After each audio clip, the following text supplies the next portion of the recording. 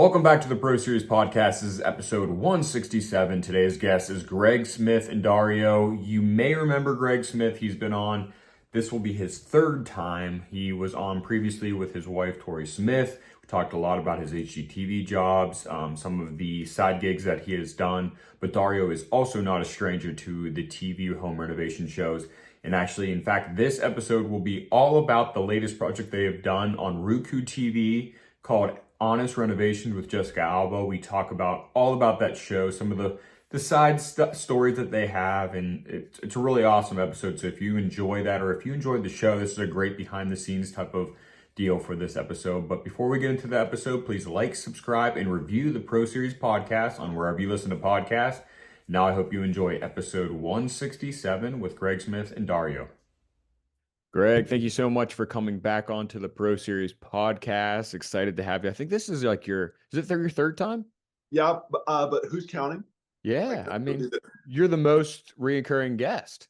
Oh my, I finally got the hat trick on something. I'm like super excited. No, I'm really happy to be here. Actually, this is I think yours is the first podcast that I did also. We did it right after Unfinished Business with Shay and Tom, and and that was really cool. Thank you for having me on again. I really appreciate it. No problem. Wait, was I your first podcast ever? Yes, believe it or not, before that I had only done radio. Oh, so okay. Different. Yeah, right. We'll get in the Wayback Machine and go back and do that. Okay. But yeah, a couple of radio hosts asked me to come on, and well, actually, my family and me. So we went on and talked about like building off the grid and some other stuff we were doing. So that was a little while ago. But yeah, I think last time we talked about with your wife Tori about like your off the grid type of show that you were doing at that time. How did that all turn out, and what's a little update on that? So that one, that was the campus we were building for a group called No Barriers, and it's about, I think, 150-ish acres, somewhere in there. It was built on a container format. The reason we chose containers was because the camp itself is up in the Rocky Mountains. So the containers allowed us to kind of work all year round. We assembled everything in factories, and then we took them up to site. That's not to say we didn't have a whole bunch of stuff to do up there. We still had structurally insulated panels that had to be installed, roof systems, accessibility decks, blah, blah. Anyway, getting back to your question, I'm sorry. It turned out awesome. This is the first full summer of running campus, like totally hands off. Last year we had a few bugs that had to be worked out. There was an issue with the water. So this place is 100% green, 100%. When people talk about being disconnected, being not offline. I'm sorry, I'm losing the word, but this one is 100% green. So we create our own power. There's a well up there, so we pull the water out of the ground. We also clean, we clean our water, and it's just a septic system. But it's totally off the grid. Yeah, it's 100% off grid. That's so cool. Super. Yeah, yes, and it also gives you a few more challenges when you build this way. Oh, because I bet. If I'm building a house in the city, I just hook up to the city water. Or if I need to hook to city sewer, gas, electric, it's already there. Yeah. But we have to create all those systems, so it makes it a lot trickier. Oh yeah, it's a whole nother world. Yeah, but I mean, at the end of the day, there are no like electrical lines coming in, telephone poles. So it's really unique. It's very cool. Absolutely. Well, I want to get into this new project that you're doing, the Honest Renovation. Sounds awesome and so cool. Let's get into that. How did you get into this project? This one was through an executive producer I've been working with for a long time. His name is Michael Matsumoto. Gotcha. And he's way more accomplished in the HGTV realm than I am. He started off doing Chip and Joanna Gaines show. Really? Okay. So he was the EP for that. He and I met doing Unfinished Business with Shay and Tom. Yeah. And we really hit it off. And I said, hey, I'm interested in doing a little bit of behind the scenes production stuff too. And so I went with him to start Battle on the Beach. We did the first episode together. Yeah. And then just most recently, we did Jessica's Honest Renovation, Jessica Alba's Honest Renovation. That's so cool. Yeah. So we just have a great time together. We have a really great rapport. And the coolest thing about Michael is that he already has a really good idea because he's been, as a producer, he's been around construction so long. Also, he's an avid DIY guy. He loves working on his house and stuff. But he already has a really good idea of what can be done with these homes as far as renovation stuff goes. And so he and I already have kind of like an unspoken language, which really works well. Yeah, that's really cool. So Yeah. getting into it, for those who have never seen the show, before we get into your role in the show, what is the show all about? The show takes, I think, I can't remember who it was, 5 or 6 families, Okay. 5 or 6 families who they have their space, they're beautiful, and for whatever reason, they have not been able to, excuse me, either open up a space so that the house is more usable or renovate a kitchen, bathroom. So we have a lot of different levels of renovations, but basically they just can't, for whatever reason, do it. It might not be money. It may just be time. It may be the fact that there are a lot of people in the house, and so we can help them relocate, do the work. But yeah, this one was really, really cool because this kind of surprised me, but Jessica and Lizzie, the hosts, were extremely hands-on with regard to design, what they've experienced in their lives, how they thought, families use spaces and things like that. And so, and of course, I'm going to go in there thinking I'm the expert and stuff, and that's a whole nother mess. But their ideas and kind of their fresh look at things and their really great application of how things should be done was like super helpful to the show. So quite frankly, I would have thought that I would have had a $1 billion movie star coming on set who was very hands off, but it's quite the contrary. She really, really cares a lot about the families and the homes, and and the only problem is, you get into a house, you know how this is, Eric, and you're supposed to work in a kitchen, but just around the corner, there's a bathroom you gotta, take a look at. So the project snowball. So that happened a little bit, but it was all in, all for a good reason. And this one was a very, very fun show for me to work.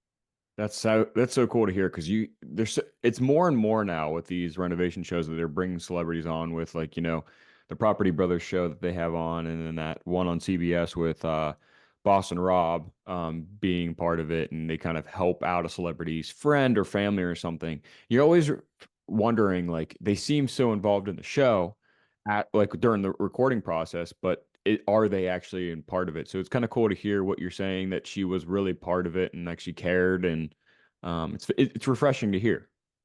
Right. And the other thing I think that people realize or don't realize is that as a pro, I already have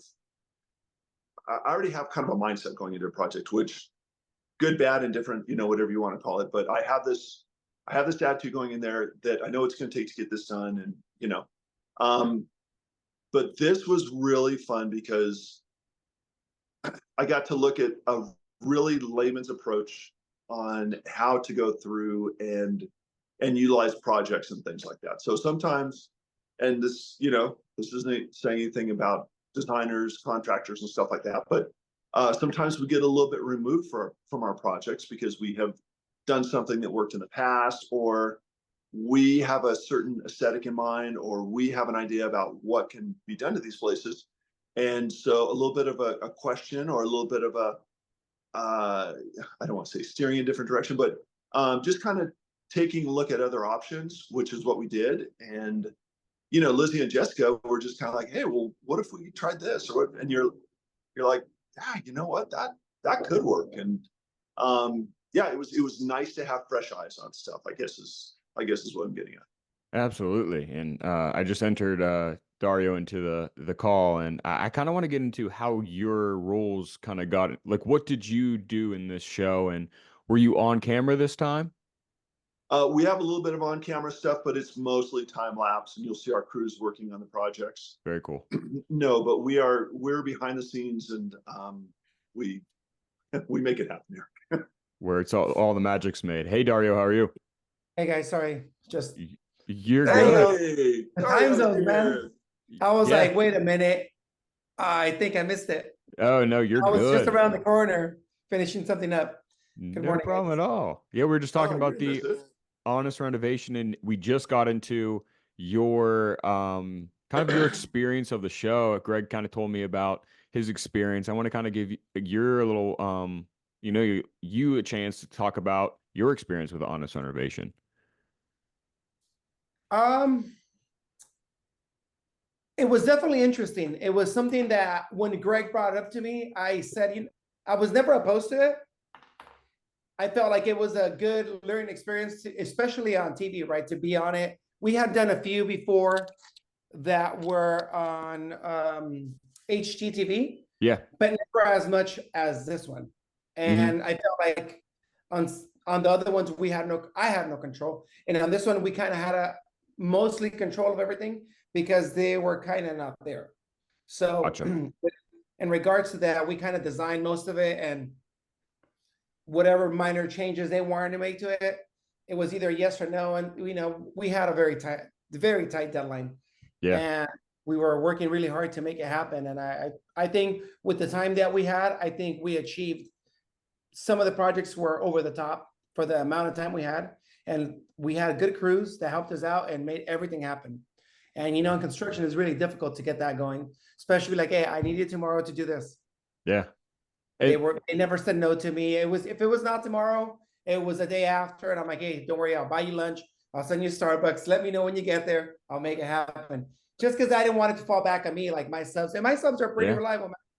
One of my subs just went out to Gregg in Colorado. So were these projects all over the place in the country, or were they kind of five different cities? I think the furthest was 70 miles away from here. One of them was like 70. The other one was about 50, but California traffic. We just did another job about 73 miles away. Okay. And that was even to do a couple of little things, just small things that would take you 20, 30 minutes. It was a whole day adventure because you left. It was 2.5, 3 hours to get there, a couple hours to work, and then come back. Day was gone.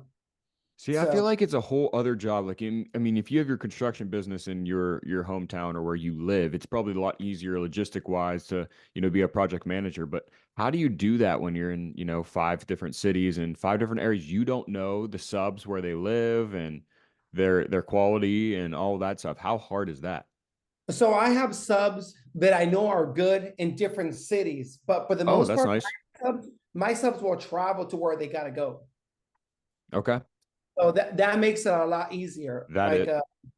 Yeah. We just did a flooring out in Bel Air like 3 days ago.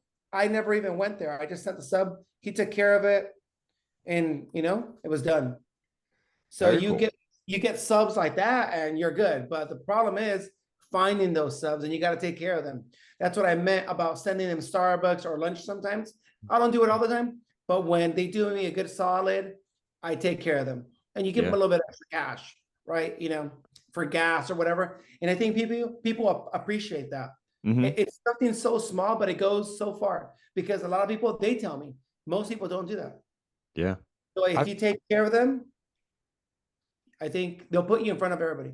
Yeah. I feel like so many people in my area struggle with subcontracting. Do you have any advice for people like that? Because it feels like you have it down to a science now. I don't have it down to a science. No. Okay. No, I found these guys and I haven't let go of them. And even on random days, I'll be like, hey, send me your address. For what? Send me your address. And they already know. I'll send that. I'm like, hey, my wife's going to send you lunch, or I'll send you coffee, or whatever, whoever has the time. I'll make 5 minutes of my time to send coffee to these people because it only costs me, let's say, $50. but I send a few crews coffee. Yeah. Some of their guys probably don't know who the hell's sending them coffee, but the main guy knows who's sending the coffee, and that's all that matters. That's all that matters. It's the little things. And I tell them, hey, stay a little bit later, and I'll give you $100. Send me your phone, your link, and I send them $100. But at least the job got done. Okay. And Well, people appreciate that. that's good enough advice right there. I don't think a lot of people do that. Yeah. Most people don't even buy lunch. No. You know, and I mean, I don't buy it all the time, but I think when you do, even for your guys, they appreciate that because especially now, even if you get a cheap lunch, it's like $20. But if you buy them a decent lunch, $30, and they know it's a decent lunch, I think it goes very far with them. Yeah, I think it's natural human nature of just like nurturing the relationship, and in any job this needs to be happening. You can't just go and not respect your employees because they're the ones that are actually getting the work done. You're the mastermind selling the job and all that stuff, but you need to value their time and their quality if you want it to keep going, and you rely on them. Like the guy that donated or put up the cabinets and the countertops for the show. Yeah. They buy lunch for, I think they got about 70 employees.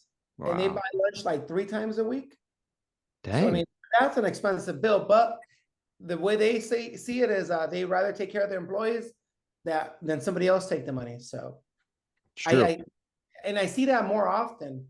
And if you want, like, for example, some customers won't even offer you water. And you're like, dude, it's just water. Sometimes I forget my water and that's it. I just want a little bit of water. Offer me something. Yeah. And you don't get anything. And the ones that offer you something, you end up doing a way better job because they just gave you a glass of water, or they're like, hey, there's my refrigerator, whatever you want. And sometimes you don't want anything. You just want a water, and that's it. And some people don't offer you that. Yeah. Sad. Yep. Sad what the world's coming to. But it is. I want to get into a topic that Gregg brought up in our pre-call about value and engineering. I think that's a topic that a lot of people struggle with, not just, in your area, but all across the country. Gregg, I want to kind of give you the floor and kind of start this because I feel like a lot of people have that issue with the value and engineering part of the renovation process. Sure. I think one of the most important things that Dario and I bring to the job is a really good idea of what you're going to put out or what you're going to spend on a project. Mm-hmm. I think that oftentimes if an entire design team is involved, which includes designer, contractor, architect, the project can definitely go down the wrong path, and you can have something that was either never the owner's intention in the first place, or you can have something that is way over budget, or money could have been better spent to get the same type of project, but at a different level, at a higher level. Mm-hmm. So one of the things that Dario and I both do, and by the way, Dario and I have been working together for almost 20 years now. Is that right, Dario? Like 19 years? 20 years. That's actually 20 years. 20 years. Wow. I know. Happy anniversary, sweetie. So we know, so it's a sad thing, but we know each other's minds. Mm-hmm. We know what the other one is thinking. We know how something can be done or something can, and for me, being a contractor for so long, I have a very set idea of how I think something should go on a project. Yeah. If I come into a project and I do something or I want something done a certain way and Dario did it a different way, in the old days, I would have definitely challenged him. So 10 years ago, 15 years ago, 20 years ago, definitely. But now I'll say, hey, how do we do that? And he'll explain it. And I'll go, well, okay. Well, if Dario thought that was a better way to do it, I don't even question it. Yeah. So it's sad, but we're of one mind. So I'm sorry, getting back to your question, Eric, I'm way off track. You're good.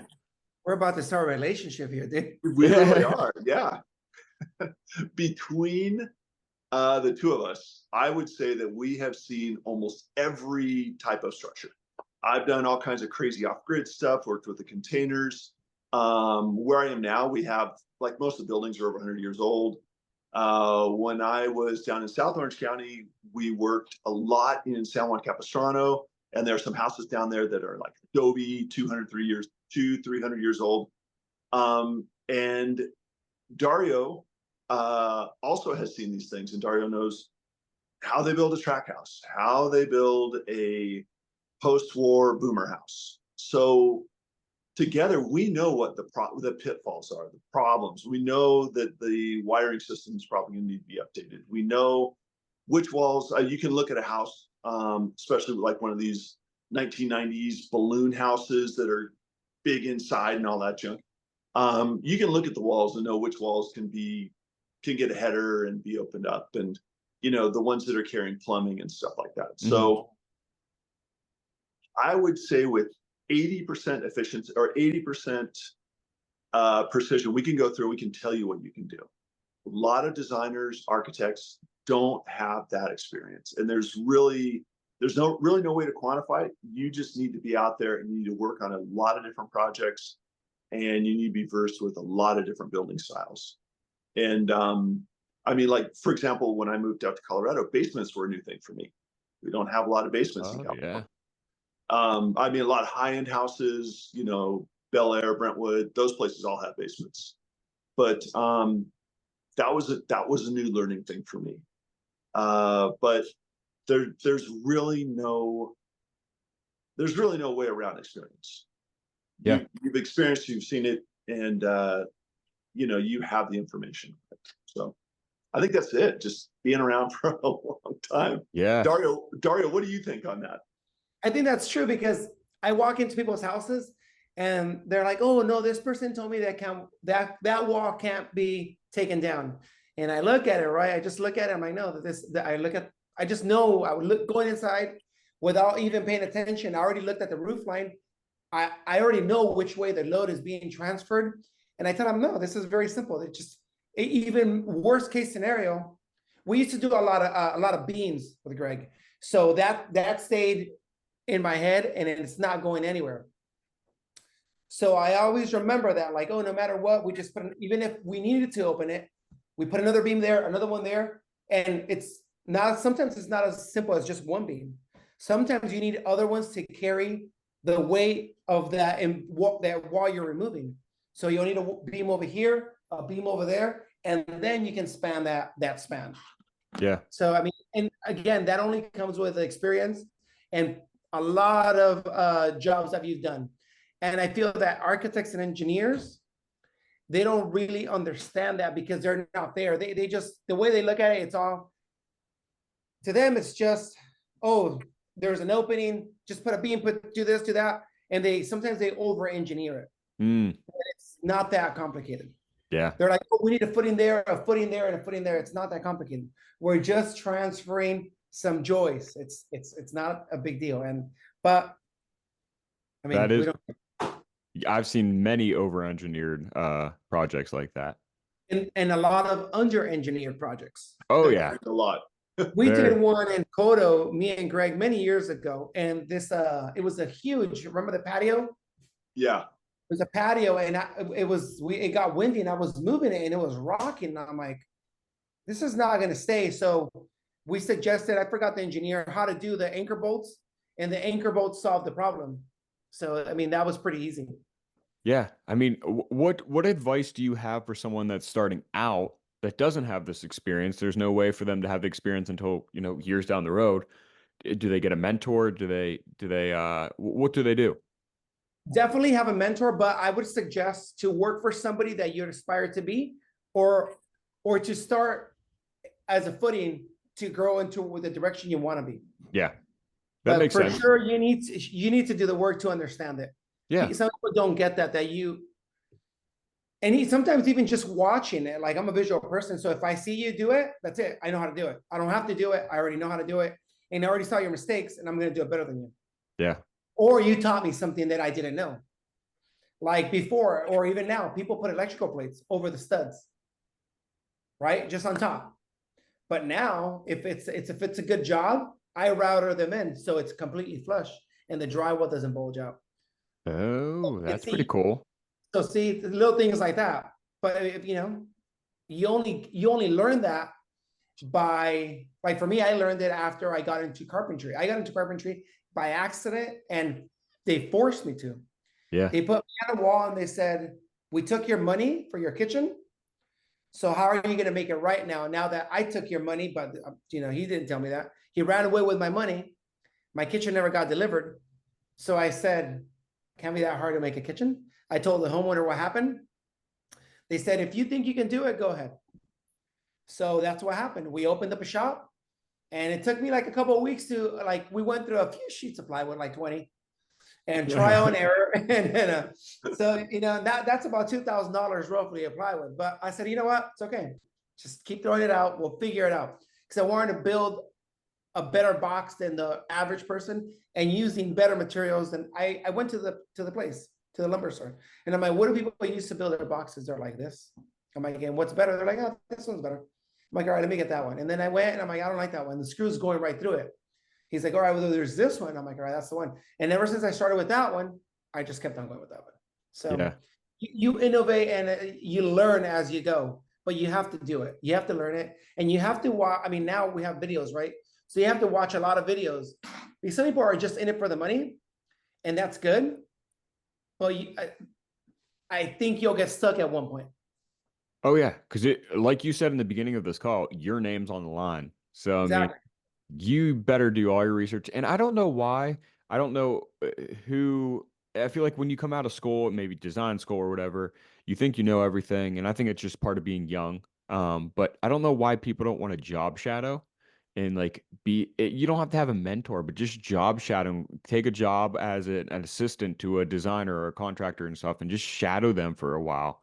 I don't know why that's such a hard concept for some people to swallow or adapt to. But that's how I learned all my information. Yeah. I mean, I met Gregg through school. Technically, I didn't want to end up in construction, right? So I was like, let me go be an architect or something. I want to learn something else besides construction. And I met his dad in blueprint reading class. And then I Okay. asked his dad, I'm like, hey, I don't mind helping you for free as long as I learn, because I didn't know anything. I knew how to do roofs because my dad was a commercial roofer. So I Okay. knew how to do roofs, but I mean, and maybe cut a 2x4, but I mean, within an inch. I wasn't. So I started working for Gregg's dad and Gregg, and I liked it so much. I'm like, you know what? Maybe I'll just start doing this and I'll just perfect it to. And I guess, and now I wish I would have gotten into carpentry a lot sooner, because I love it. Yeah. Like, I think about these things, like, I'm like, all right, how am I going to build this? And I'm like, no, there has to be a way. And I'll look and I won't find nothing. And I'm like, there has to be a way. There has to be a way. There is a way for everything. Yeah. So there's nights where I'm like, all right. And I get my iPad and I just draw it out. I'm like, all right, well, now I have a sketch. Now, how do I build it? Because one thing's having a picture of something. All right, now build it. How are you going to build it? You got to build jigs, templates. It's not that easy. Yeah. Dyeing it and drawing it, it's the same thing. It's easy. I think that Dario hit on something really interesting that a lot of people don't think about. You are going to mess up when you're doing construction work or when you're trying to figure something out, just like the first kitchen that Dario tried to build. Not just to a level that other people are building to, but to a higher level. So I think that one of the best things that we have is that we know that we want to experiment with stuff. We know that we're going to mess up on stuff, and we know how to kind of fill in with the people around us. For example, Dario has Manny. Dario is amazing at the finish, carpentry, moldings, things like that. Manny is an amazing framer, but then also he is so detail oriented that he can fill in with the cabinetry, and he builds beautiful things as well. I have Wilson. Wilson loves doing mechanical stuff, so plumbing, electrical, all that kind of junk. He's 100% in. But when it comes to framing and stuff, I'm going to lead. He's going to help me out. And, I think it's just having the right people in place. And that also goes back to Dario's observation earlier that, we're only as good as our subcontractors, and we're only as good as the people that we put around us. So that's why 20 years ago, I put a tattoo on Dario that says "Property of Gregg Smith" that he can't erase, and It's gone. he's It's stuck gone. with me. He's stuck with me whether he wants to be. But that experience and that team cannot be replicated just with one person going in and saying, "Well, I think you should do this." You should do that. No, we worked a long time to put all this stuff together. Yeah, that's cool. How about when it comes to Story? what was that? A cool story. I met my wife at a job Gregg got. And that's how I met my wife. Really? She was the owner's daughter. That is cool. And then Gregg was oblivious. Gregg didn't know anything. The mom already knew. And she's like, whatever. She's like, she's going to break your heart.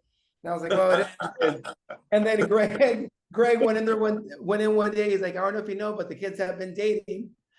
It was too late, Gregg. So you're basically saying, right, bye, Gregg. We're going to have dinner. See you later. So Gregg basically changed your life. Yeah, he did. I don't know if it was for good or bad, Dario. I apologize. I mean, it is what it is, man. Do you want to talk to Eric about how to become a architect or designer now, or should we keep going with We can go into dating advice. That's a whole different podcast. I actually have a friend that you help talk with that. But I want to talk about designers. Kind of what we were just talking about. I feel like a lot of designers pitch something to a client and then kind of overpromise something that cannot be done. And I think it's just because a lot of them are more aesthetic pleasing, minded people. They're creative, but they don't want to think about the technical and how something can be done. What is your advice on, or experience you've had with designers that are kind of like that kind of overpromise something that literally just honestly can't be done? I wish my friend would have been here. But when I first met her, name is Maddie. When I first met her, she was really good at designing spaces, but she never had measurements of anything. She would just assume the window was 40 inches, right? And I'd be like, no, you got to go measure. So I taught her how to measure. Okay. She would design some stuff, and I said, we can do it, but not for that budget. But over the time, we realized that I would give an estimate, and even though the rendering was still up in the air, I kind of already knew I would put enough to cover. And we always made those renderings or those visions she had come to reality. Just because I didn't want her to look bad, but I knew I could do it. And it was more of a challenge. So, and most people won't do it. Most people won't. If the designer gives you a rendering and the carpenter or the crew you got doesn't want to do it, it's because they don't really like you. But I think if you get along good with them, they will bring it to life. There's a way for everything. Yeah. We can make it work. And so I think you need to find yourself a good builders and a good designer, and they gotta be able to work together and understand and be on the same team. We did a job by the beach in Newport Beach. They gave me a rendering. The rendering was flat, one dimension. Okay. I mean, you can't see much of a one dimension. When I built it, she's like, it's wrong. It was supposed to be inset. The shelf, it was like a cabinetry at the bottom, in between like a wall, two walls, and the shelving was recessed. I'm like, how was I supposed to know? How am I supposed to know? I'm like, So I fixed it. I on the job site, I took it apart, cut it, put it back together. And then she's like, oh, it was the toe kick was supposed to be proud with it. I'm like, right. And I'm like, every job it's like this, like we're done. And then you change your mind. And I'm like, it just doesn't work. So I only worked with that designer twice, and I had to cut it because it was costing me money. A designer needs to know how things are built and how things are going to be done, or show me a picture of exactly how you want it, not just a shitty design that you designed that took you 10 minutes. Yeah. Great. What do you think, Dario, about having the designer in like while the cabinetry is being constructed or before install, or like what do you think about like multiple meetings? Well, I like that. I like that because me and Maddie will do that, and then she'll be like, oh, I don't really like that. And I'm like, what is it that you don't like? So we try to come She's like, well, I don't really like the way this is going to be, or that's the color. That's the biggest one. That's the color. I'm like, yeah, that's ivory. That's the color you picked out. And I'll be like, all right, I'll change the paint, but I'll repaint it, but you go buy the paint because you made the mistake. Yeah, hold them accountable. I'm not going to pay for the mistake if the mistake is big enough.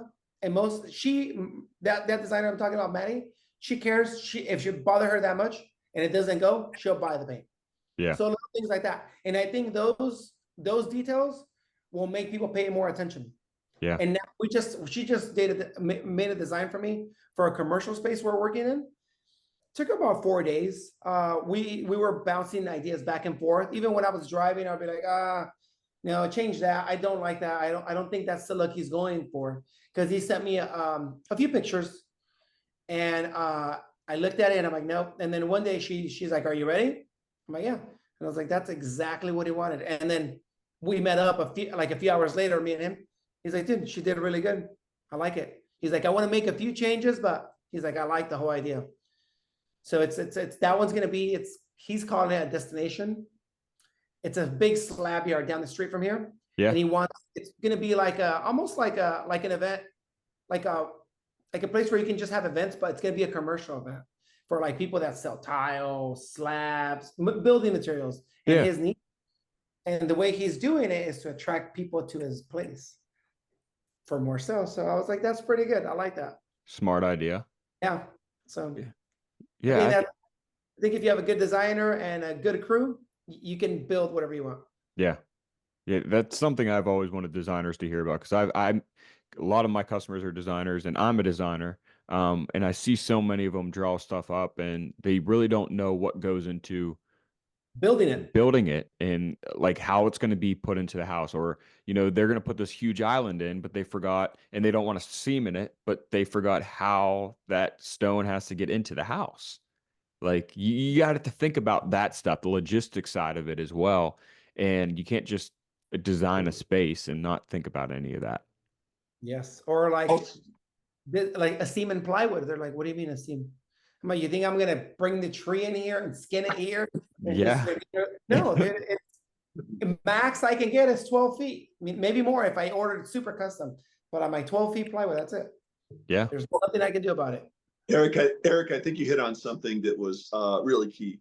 The more information you can give an owner going into a project, the better. So they will know that, there will be a seam on that top. Or Dario, you're right. They will know that plywood can only go 10, 12 feet at the max. But then I think Dario hit on another really interesting thing with this is that, the communication aspect. If you're not working well with the designer, or designer's not working well with you, maybe you guys just don't have the chemistry. I mean, I worked with a lot of different people, like once or twice, and unfortunately we've gone our separate ways. You can remain friends. I mean, there's nothing, well, maybe not, but there's nothing wrong with working with different people and finding somebody that you really work with well, or who really works with you, because you're going to get a much better product in you. Oh yeah. And I really do like the designers, like Dario, that are on top of their projects, that want to come in, want to check out stuff, talk to the owners. We sit down and we have a cup of coffee with the owners every once in a while, talk about what's going right, what might need to be changed. And, there's just a big open conversation. And I think that's really imperative sometimes, going back to our value engineering thing, to staying inside your budget. Yeah. Because if you have corrections, or, you get in a rub with a designer because the owner puts them in a bad spot, or maybe they're put in a bad spot because their drawings aren't as clear as they should be, you can stop that before it goes too far. And then I don't have to go, I don't have to take out something that I thought was done and put time into redoing it, materials, staff and stuff like that. So, communication for sure. What's your opinion on the initial meeting with a client? So, a lot of designers, they're either independent or they work for a company, and a lot of them don't bring the cabinet maker or the contractor in that first appointment. And so they're not hearing the wants and the needs and, what the customer doesn't want. So they're building this vision and kind of giving it to you. What would you rather them do? Because I feel like I've done that in the past, and I feel like that final walkthrough before the contractor goes and orders materials or makes materials, that's when stuff is found, and then the customer gets mad because they're you get this change order, and what's just your advice on that? I think if the initial meeting is between designer and owner, go ahead and have that addition. Go ahead and have that first meeting, but set up a second meeting where you can start to bring your crew in, where you can bring the contractor in and start running ideas past them. Don't commit to anything on your first meeting. Make sure that everything is always, because a lot of times these are very much like, well, I'd love to remodel the kitchen, but we want to do a pergola in the backyard, and that's pretty important for summertime. But we're also thinking about the downstairs bathroom, and so try to get those things honed down as the designer. Say, okay, well, where will the focus be? Set up that second meeting where you introduce your team, which I think is pretty awesome anyway, because then the owner has the ear of the contractor, and we can see if everybody's going to jive right from the beginning, and start those conversations. And then, pardon me, after that initial conversation with the owner, I think the designer and contractor need to get together again, talk about their ideas, talk about the reality of it, and then come back with an idea for whatever the project may be. Dario, what's your idea on that? What do you think? I like that the two meetings, especially as a designer, they got hired to design the project. So you don't want to take that away from them. You want to let them do whatever they're going to do and say whatever they're going to say to the homeowner as far as design and vision, and then bring you in for the second one, because people don't do this, and there's limitations to their budgets. Their budgets has limitations. If there was no budget, there'd be no limitations. No problem. Yeah. We can do whatever you want. You want the island Whatever you want. You want the island to disappear? Great. We can do it. But when you give them a price, they're like, no, this is what it is. And then these little changes start coming, or additions, or the homeowner sees, well, I thought I wanted a 24-inch trash can. Why don't I have a 15? I'm like, that's what I got, Yeah. Kill the messenger. She didn't measure correctly, and the island can't be as big as you thought it was going to be. I know we have a huge area, but that huge area, we have 24 of cabinets, minimum 36 for our walking, and we're left with an 8-inch or 8-foot island instead of a 12-foot island like you thought you were going to get, because you forgot to measure the cabinets. I agree. It happens all the time. Yeah. I go to meetings and whatever, and I listen. And then when they ask me, I'm like, all right, I already saw this. You guys forgot about this step, and then this, and they're like, I'm like, so let me lay it out with tape. I like to lay out things with tape on the ground, especially cabinetry, so people can actually see it. And I measure correctly. I'll lay it out. I'm like, this is exactly where it's going to sit. And I mean, I'm there. It's there. That's when smart. It's right there. Same thing if you want. We do a lot of floating shelves. If you want shelves, they're like, no, I think we want 4. And I'm like, there's no room for 4. There's room for 3. I'm like, let me lay them out for you. And they're like, oh, you're right. Yeah. So it happens all the time. And I think a lot of designers, they think that they know everything. They don't know. There is some that do know a lot. Yeah. I respect those. But the other ones, they're just full of it. And they know who they are. They know who they are. They know who they are. I think you're exactly right, Dario. But then I also think that, like, if I'm going to go in and I'm going to tell you your color scheme for your living room, or I'm going to help you lay out, the best conversational spot, or choose color, forget it. I'm the last guy to do that.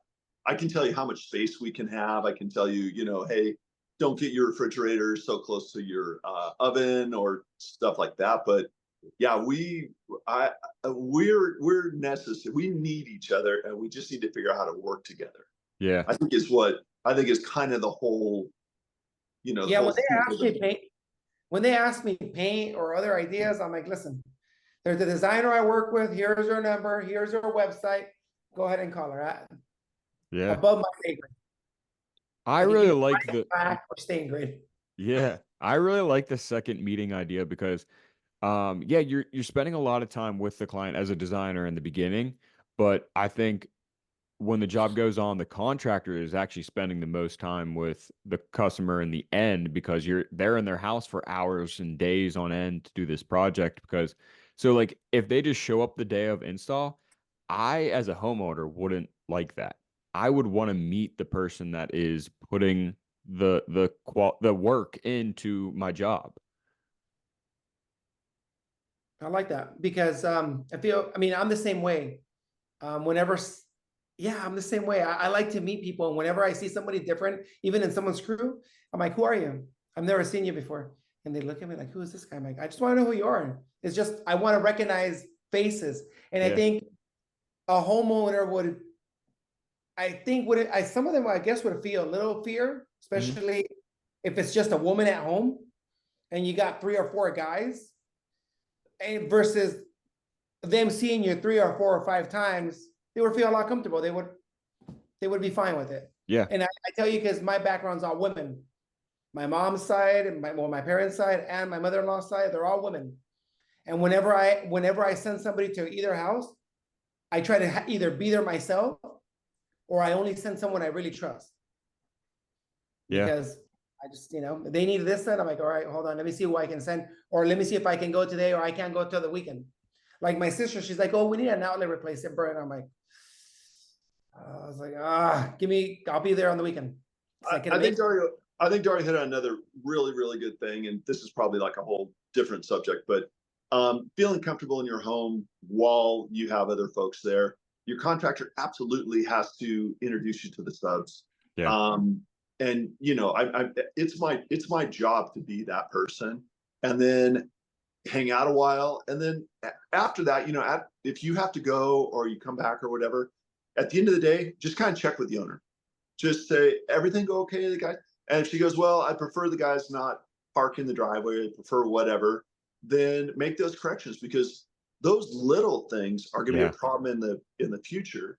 And then the other thing I like to do is, if it's a big enough project, I'll go talk to a couple neighbors in either direction, or I'll go talk to people in the cul-de-sac or whatever. I'll be like, here's my name and number. If you see anything that you don't like, or you hear anything, or, and I will have folks call me up and say, oh, you know what? Somebody was messing around with your trailer the other day. So I'll get that. And then I also have, this is funniest story. I have a job where I started at the end of this cul-de-sac. There were 6 houses in this cul-de-sac. And I happened to knock on doors, say hi to the neighbors.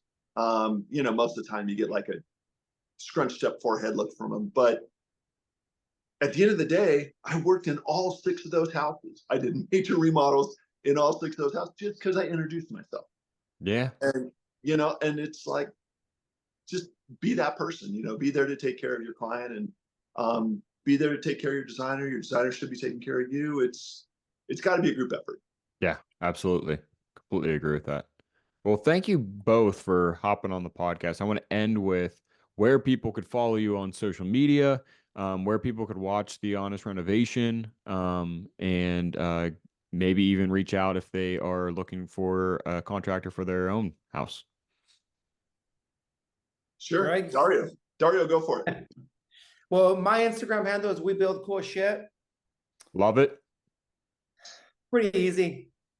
We used to say that it was amongst us, and then I was like, you know what? I think I told Greg, I'm like, you know what? I'm gonna go with that. It's memorable.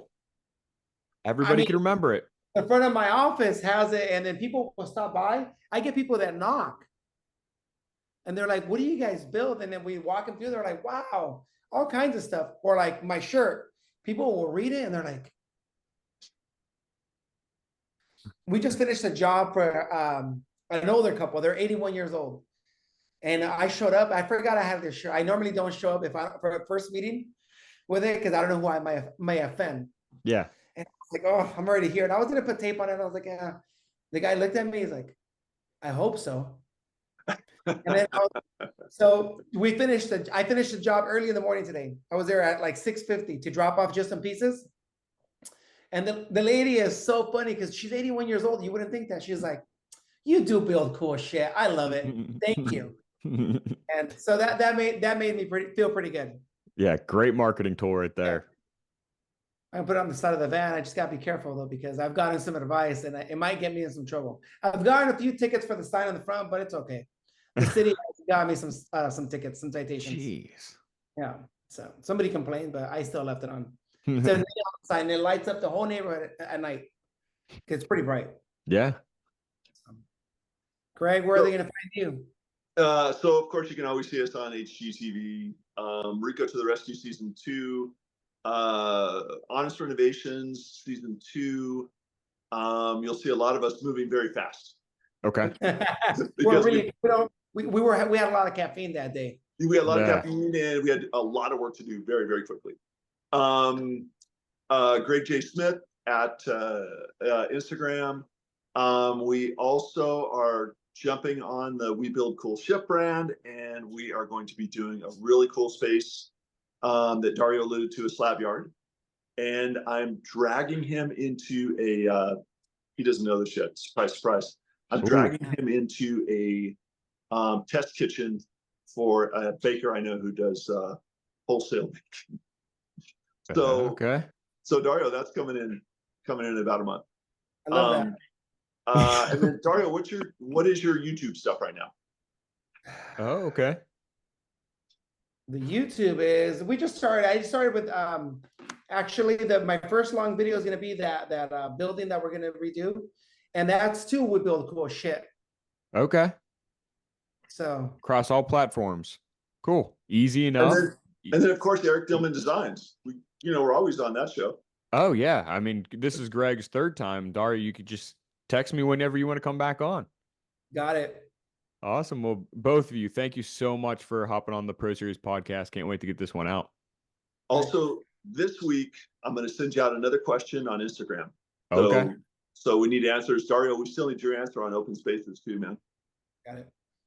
Slacking. Someone's got to work though, dude. Someone's got to work. My wife has an event company, and she's got the biggest event she's ever gotten. Ooh. Nice. It's huge. It's a job. She's been getting. She used to do partying like backdrops, but now I told her get into commercial events because it's easier and a lot of money. Nobody's there. Be like, oh no, I want it here. So anyway, she has this huge event, 120 sheets of plywood. Man, we had to transform into event like props. Dang. We still got 40 left in one of them. Dang. So it's a 2-day install job, and it's only up for like 4 hours, and then it all comes down. That's hilarious. And it goes straight into a dumpster that we're gonna get on site. Dang. I'm not bringing that back. Yeah, I don't blame you, but that's crazy. Yeah. Dang. Well, thank you both for hopping on the podcast. Can't wait to get this one out. All right. Thanks, man. See ya.